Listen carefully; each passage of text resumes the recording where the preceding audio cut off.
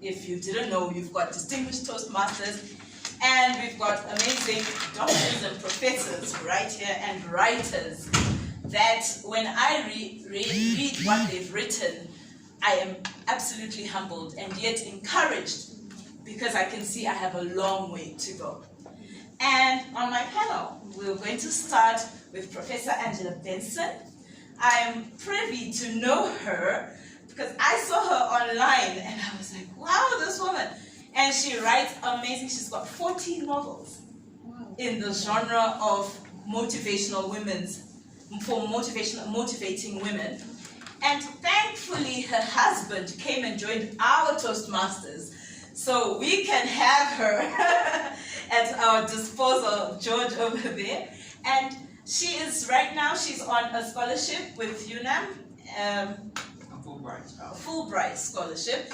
So she's going to be, today I asked her, I said, look, the main purpose of this is to ask genres.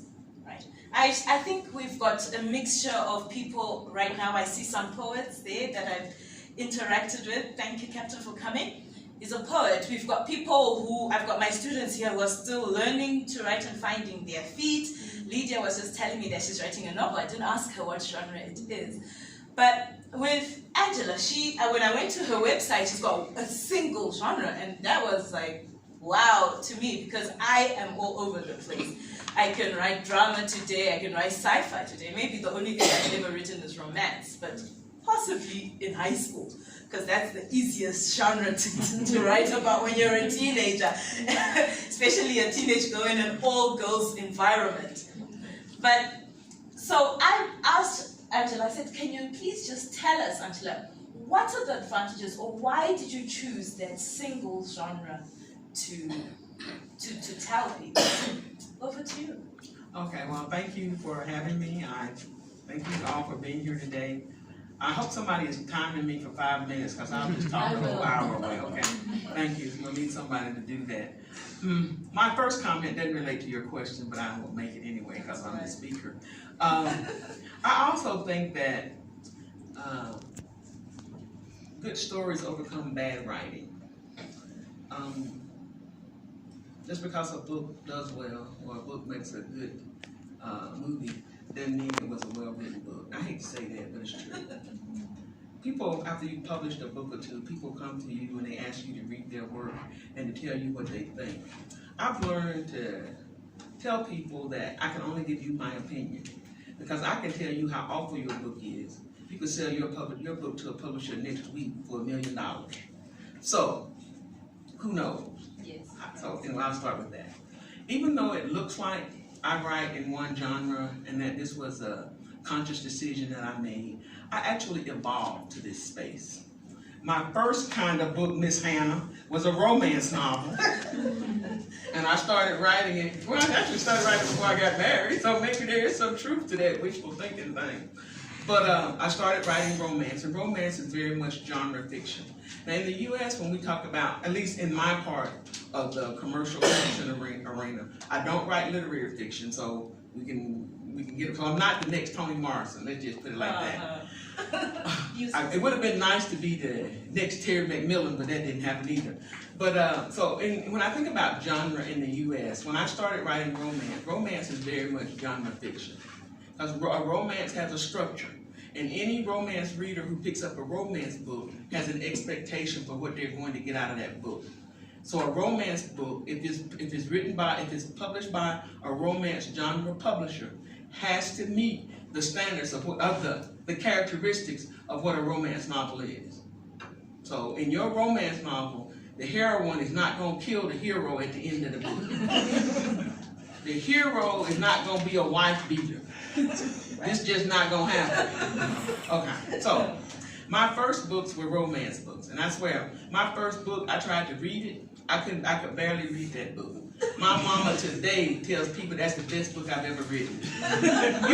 If you read that book, you would say, oh my God, did she even understand English grammar? I mean, it's just bad. And I tried to fix it, and I couldn't even fix it.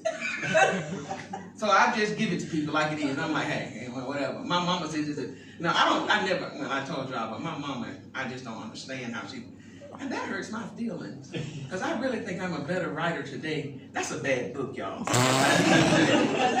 Anyway, so I did romance writing for 3 different publishers. And so then I moved from romance to Christian romance. Now, in Christian romance, people ain't having no sex. If they are, they repenting right after they heard the sex. And that happened at the first part of the book. If they do it again, you're going to be wondering if they're really a Christian, and your book ain't going to get published. There's no Christian romance.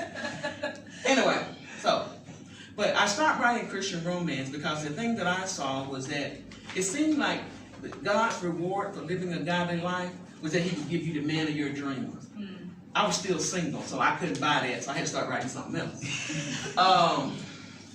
So that's how I ended up in this place where I call inspirational women's fiction. There are stories about women who overcome faith challenges to be better women, to be better people, to live richer lives. I shouldn't say better people. And so that's the space that I got in. And the reason I'm in this space is because I think it gives me more leeway in what I write. Inspirational women's fiction could be a mystery story. What inspirational women's fiction means to me is that it has to be a story about women who overcome challenges relying on their faith in some way to do that. And so for me, that can be any kind of story. So, and that's how I sort of position it with my agents and with my publishers. And so the value I think in that is that it helps me.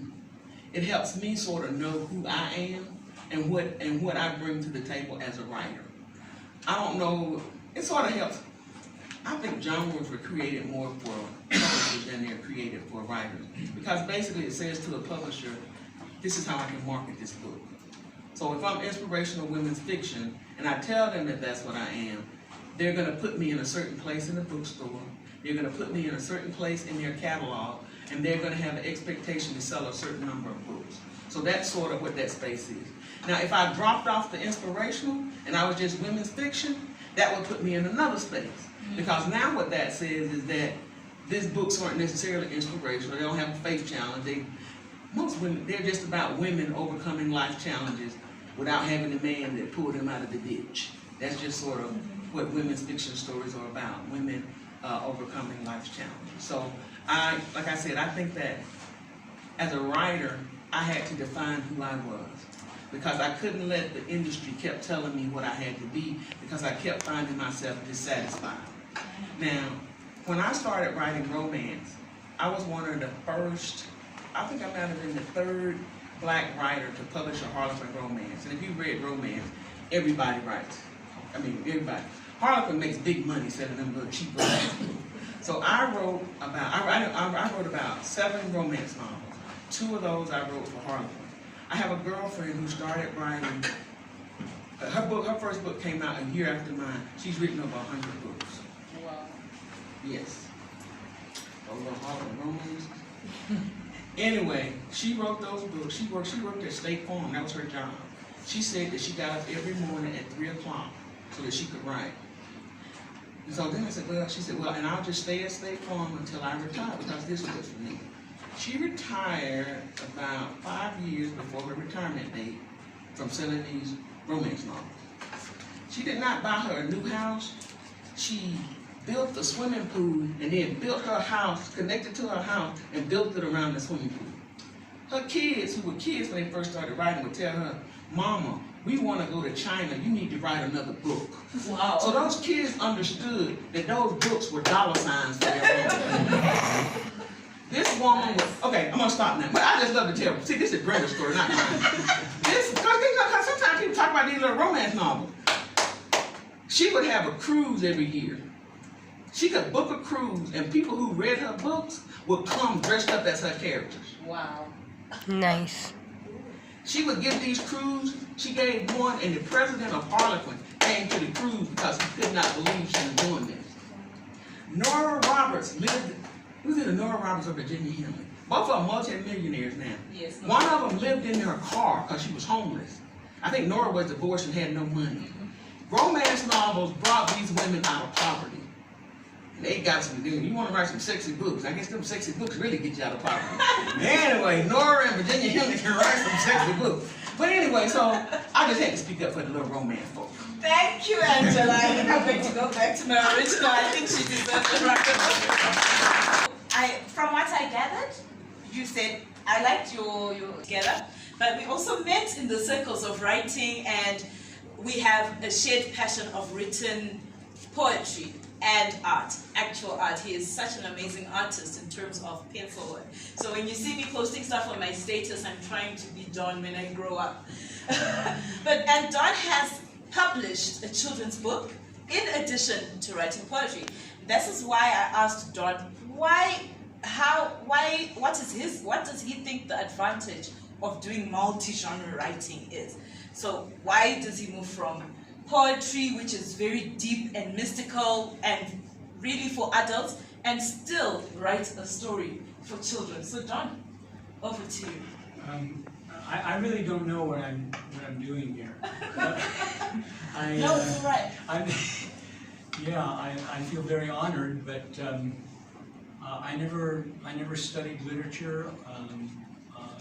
I went to a military academy actually, and graduated from a military academy. Was in the Army for a while, became a conscientious objector in the Vietnam War, and of course lost career potential with that move, and then ended up in Germany studying graphic design. I would say that the issue of multi-genre is for me more an issue of just creative expression. And I don't just write. I'm also a sometime actor. I do workshops for bonsai, styling little trees. I've got on Sunday. I've got a workshop. I do just about anything actually, if it offers an opportunity to express creativity, and I think that is the main thing I would like to share. That we are all creative. All human beings are creative. It's the nature of being a human being. My belief and the idea of being created in the image of God is that because we also create, and of course on a much smaller scale, but I think the thing is, if we become aware of who we are, we need to express ourselves. And I've done workshops in different fields. One of the more exciting ones that I did was called the Artist's Way Workshop, which was based upon a book written by a woman named Julia Cameron, and I really enjoyed that. It helped me understand that we are all creative, we all have something to say. The question is, do we need to say it? And one of the things that I have found out about creativity, when I was going to school, kids would say, "Oh, I wish I could draw like you." And I thought, what a lot of nonsense. We don't do things because we want to, because we want to look cool to the girls, or like becoming a football star, or that sort of thing. I think we become creative because we need to. It's something that you can't stop. And that's why at the heart of all creativity is passion. And if you're passionate, then you're going to work at it. And I think the only thing I can really share with all of you that has really made a difference for me is, if you're going to be a writer, write every day. Start every day writing. Angela talked about this friend of hers who got up at 3 in the morning to write. And it's like physical exercise. If you want to be creative, you need to have exercise, and you need to do it all the time. We don't, if we want to run a marathon, we don't practice like once a week or once every other day. We do it every day, because we know that to be good, we have to do it. It has to come from us. And creativity, particularly creative writing, is not something that you structure with your intellect, with purpose. It has to come from you as a spontaneous response to this need to express yourself. And that's why daily writing is really important. One of the things that came out of the Artist's Way workshop is what Julia Cameron called morning pages. That the first thing you do when you wake up is you write 4 pages. And you don't worry about it being good writing. You don't care about it being creative writing. You just write. And you write every single day, and you find that as you write, you start getting better at it. And it starts to become fun. Okay? So that's what it's about, guys. It's about having fun, about getting in shape, and just doing it, and doing it every single day.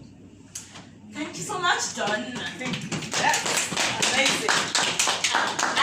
I can see why you are here, even though you don't. Because I'm passionate. Yes, you are passionate about writing, and it's true. At the heart of all creativity is passion. Like you said, it makes good sense. And that thing about practicing every day, people take it for granted. They think that, okay, one day if I want to publish a book, I should write something. And actually, when I was thinking about this genre topic, the idea came from a discussion with a friend where I said, why do most Namibian authors that I meet, why are they writing motivational books? They want to write about their own stories. They think that they have the saddest life story that needs to be shared. And yet, there's the creative aspect. But like you said, just write, whether it's your story or just an imaginative story. And I really like that. Thank you very much, Don, for that insight. And I hope people have questions. I think they do when you'll see the question and answer segment. Finally, on my panel list is Dr. Hugh again. Well, he is a son of someone I know, but I'm glad that we've met in academic spheres now. We've met in academic spheres and workshops. He's also a lecturer of journalism in the communications department at NUST, Namibian University of Science and Technology. And I said, look, it would be good to have a current lecturer, someone who actually teaches people how to write and how to communicate. And I asked him, could you please tell us, is it important to choose a genre? Now, I know I put you in the spot. You were supposed to be the first, but what do you think? Is it important, looking particularly at the Namibian context, and people who want to become writers, should they select a genre first, or let the spirit lead? Over to you. Thank you very much. I think from my own personal experience as a writer, and especially as a creative writer, it's more important to let the spirit lead. I thought maybe I'd just sort of share my own experience, how I got into poetry writing and how I've sort of developed in that. Like Prof. Benson said, I think, what she said about can barely read her first book. I also struggled to read some of my early poetry. I started writing poetry in 1998. And my first poem was written to impress a woman. Whether she was impressed or not, I don't know. I know she's married to someone else. Wow. Anyway, from there it just progressed in various directions. And although poetry is sometimes considered a genre, it's not only what I write. And within poetry, I write in multiple genres. So I sort of started off, at the time I was reading a lot of sort of post-colonial literature. Things like The Beautiful Ones Are Not Yet Born, for example, if you know that book. Or also later books like Half of a Yellow Sun, for example. So I was very much trying to follow that sort of post-colonial literature kind of model. And then I got interested in other stuff. I particularly got to read a lot of science fiction. So people like Ursula Le Guin, for example, and later African American science fiction writers like Octavia Butler, for example. So I think the whole of late, let's say the last 5 years, the whole sort of Afrofuturist movement has very much sort of influenced my work. Although also in a complicated way, because me being a white guy, of course, me being a immigrant from England, there are obviously issues for me to be writing in a completely Afrofuturist way. You sort of have to kind of differentiate yourself. Okay, some of my poetry has science fiction-y themes, a lot of it relates to sort of African traditions and proverbs and sort of sangomas and those type of people, but I'm also careful how deep I can get into it, since some of these cultural expressions are sort of not my own. Also, I think a lot of the other writing I do has influenced my poetry. I'm lecturing in journalism. I was an actual working journalist for about 19 years. So I think a lot of, yeah, it kind of sometimes influenced me in a good or a bad way, in that obviously political themes were quite prominent at first, and they've become less so, which has also sort of influenced my own journalistic writing, funnily enough. I write a column called The Time Traveller in the Windhoek Observer. When I started writing that, it was very kind of almost read like a newspaper editorial. I think as I've come to write that, it's almost shifted genres. It's become much more of a personal time column, you know. This is what happened to me this week, and this is how it influenced my thoughts about where the nation is going and where people are going. I've also been very much influenced by feminism and feminist writing, and a lot of the poems I'm writing today are sort of aimed at men, actually, and trying to say, you know, guys, let's not be trash as we've been being, because let's face it, you know, the evidence that we can and must do better is sort of all around us. Yeah, what else? So I wouldn't say my work fits into one genre. I think it fits into multiple genres, and that's also kind of evolved as my life has evolved, and as other things have also come in. So often my experiences as a teacher also influence what I write. But once again, I wouldn't call my work educational poetry. if that's even a thing. I mean, it's published by UNAM Press, which is an educational publisher. So, and it's interesting that I actually got published by a publisher whose main business is publishing academic research. So I also wanted to say you never know who will publish you. You never know if, yeah, because a lot of the kind of established, there aren't that many, but a lot of the, if you want to say literary publishers, the likes of Macmillan and Jacana and some others actually weren't interested in publishing my work. So it's just, you know, you might be surprised who publishes you, and it's not often who you'd expect. Also, it's not. You might make a lot of money, as some of Angela's friends did. My friends. Okay. I think my last royalty check was about $200, if I remember. But ultimately, you never know. It's dependent on the publishers, the market, the kind of mood of the times. So you should write because, as Don was saying, you need to write. If you're lucky, you'll make a bunch of money out of it. Well, oh, thank you. Thank you so much. Yeah, if you're lucky or you win an orange prize and then... May I add a footnote to something that he said earlier? And that is when he said he wrote his first poem to impress a woman.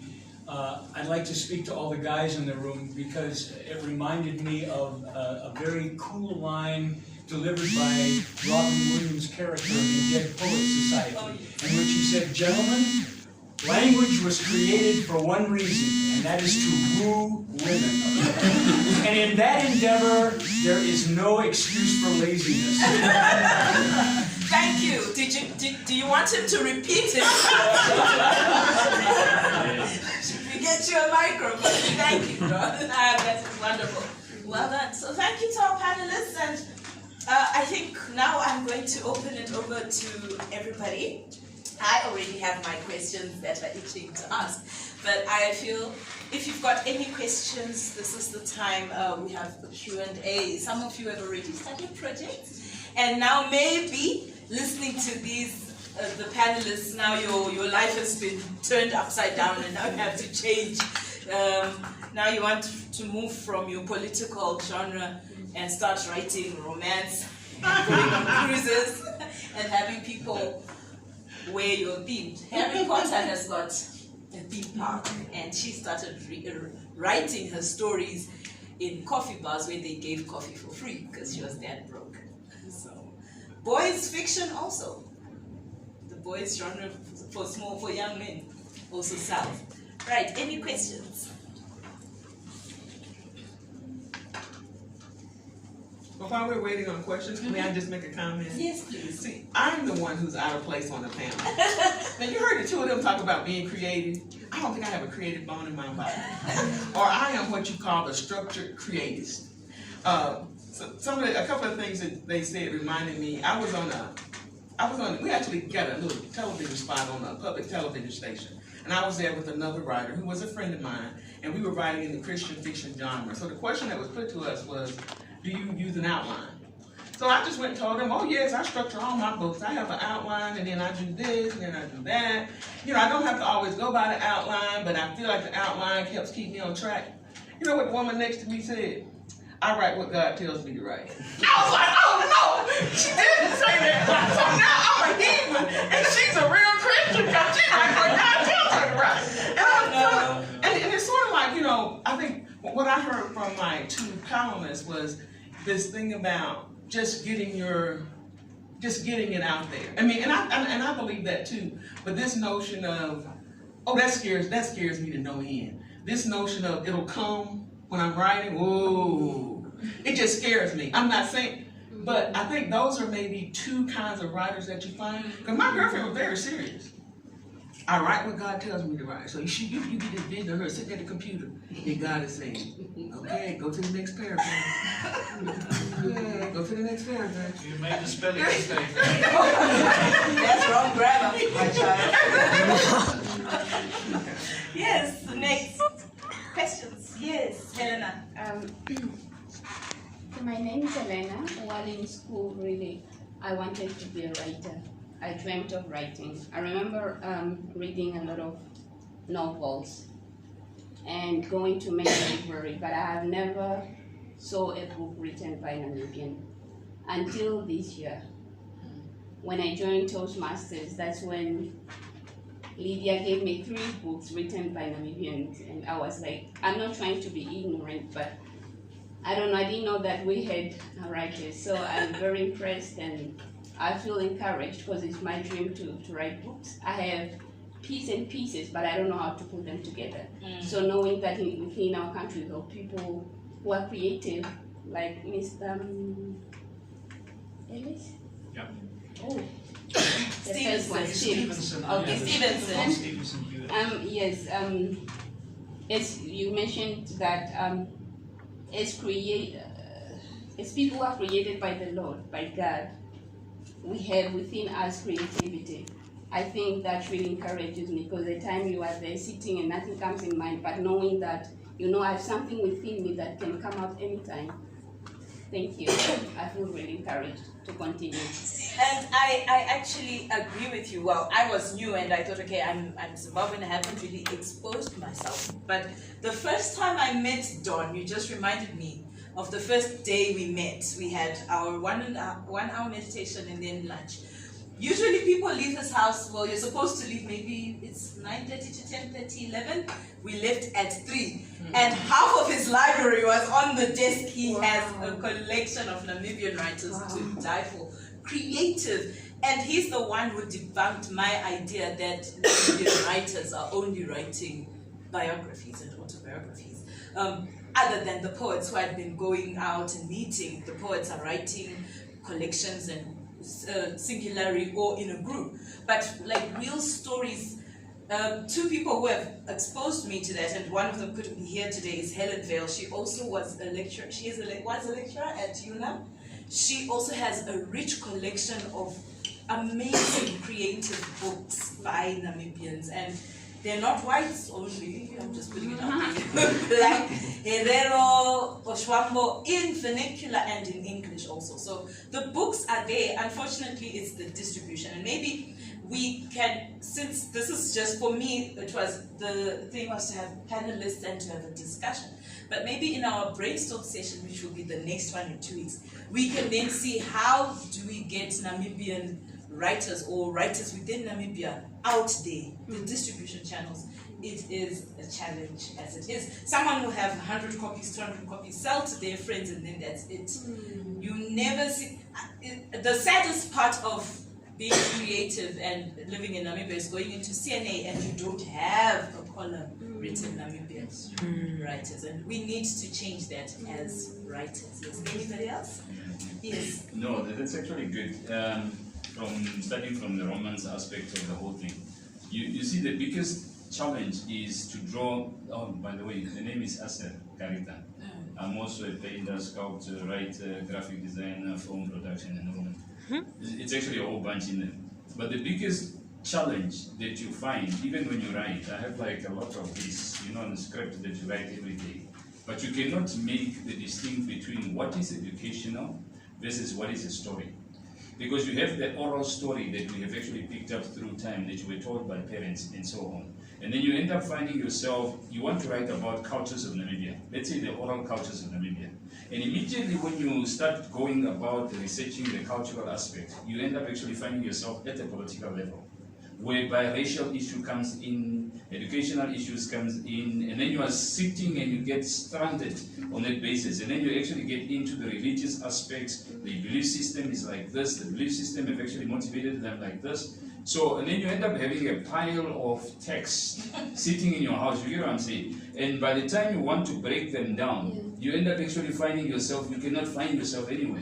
You either want to become political, economical, culturally, religious, and then here you go and you say that, why can I not actually slow down this to smaller kids? Yes. And actually say, let's say like right now, currently I'm stuck with trying to say, what is a career? You get what I'm saying? How do you find your career?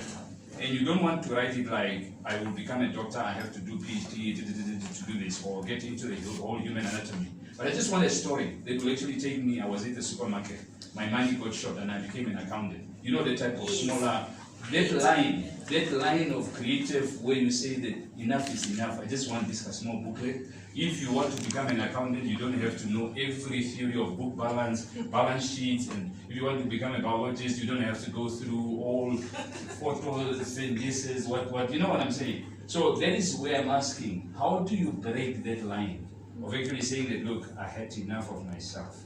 I've been writing like what you say, then God was saying to me, or he was, it was, you know what I'm saying? So where do you draw that line of actually saying enough is enough, let me throw everything out and get myself into something? I think that research is very much a part of writing. And this goes back to me, I'm an outliner. So when I sit down to write a story, I think I know what that story is going to be. What I have found is that it takes me 3 chapters to figure out what the story really is. So when I sit down to start writing, I think I know what the story is. But somewhere, maybe I am a little bit creative. But somewhere in that 3 chapters, the story unveils itself. The characters unveil themselves to me. So I think what happens is, but you as a writer, you have to make a decision at some point. I make my decision at the end of chapter 3. I figure out, because you got 50,000 different ways you can go. You just got to pick a road. Now, nonfiction is a little bit different, but I think, just like when you have students to write research papers, you collect enough research to figure out what's in and what's out. So if you got a whole bunch of stuff, you got to decide, okay, I'm writing about this, this can be my next book. So you never throw anything away, you save it. And as long as you're saving it, you feel kind of, okay, I'm doing the right thing. So you just push that aside and say, I want to write about this part. This is too much for one book. And I want to write this for adults, not 5-year-olds, because there's a big difference in writing for a 5-year-old than writing for an adult. But I think you have to make those decisions early on. And I give myself to chapter 3 to make them. Okay, thank you. You have something better to say? Yeah, I mean, I think for a poet, it's a little bit different, but there are some elements of that. I mean, one thing I should also say about my poetry kind of career is that for most of it I've been a spoken word poet. I've been performing my work, and I think a lot of my work was initially written with that kind of audience in mind. Who is sort of, Don might look at me funny, but mainly young adults, probably a high proportion of women in that audience. Actually publishing books came somewhat later, so I think you have to have some idea about what your audience might be, or kind of who your ideal kind of audience member is in your head. But at the same time, you shouldn't be too fixated about that. Even something you write